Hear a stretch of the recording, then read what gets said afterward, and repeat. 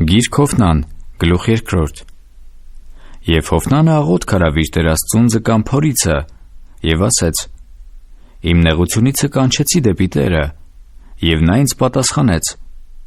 անդունդի փորիցը աղաղակեցի, և դու լսեցիր իմ ձայնը, և դու ինձ գցեցիր անդունդը ծովերի մեջ, և հեղեղներն ինձ պաշարեցին, քո բոլոր կոհակները և ալիքները անց էին կենում ինձ վրայով, և ես ասեցի. ես վռնդված եմ քո աչքի առաջից, սակայն էլի պիտի նայեմ քո սուրբ տաճարին. ինձ շրջապատեցին ջրերը մինչև հոգիս, անդունդը ինձ պաշարել էր, կնյուն գլխիս փաթաթվեցավ, ես սարերի հիմանց մոտ իջա, երկիրն իր նիգերով ետևից էր հավիտյան, բայց դու իմ կյանքը հանեցիր կորուստիցը, ով իմ Տեր Աստված. հոգիս ինձ վրա նվաղելիս հիշեցի Տիրոջը, և իմ աղոթքը քեզ մոտ հասավ քո սուրբ տաճարը.